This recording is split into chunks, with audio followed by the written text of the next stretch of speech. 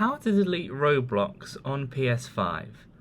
So just to be clear for this as well, unless you change your parental controls, it's still possible to re-download Roblox. So if you're trying to do that, make sure you add on parental controls as well.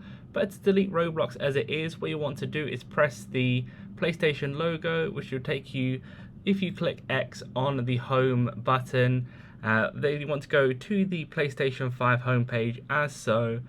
Once you're on here, you want to press the D-pad up or the left stick up, then go to settings in the top right hand corner.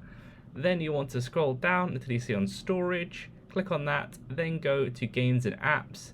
In the games and apps section, you want to scroll down until you see Roblox, press X on Roblox, that will tick it, and then in the bottom right hand corner you can click on delete. Then you want to click on OK as well when that pops up. That should take a few seconds, then it will be deleted, and then Roblox is off your PS5 console. Leave a like on the video if it helped and subscribe for more helpful videos.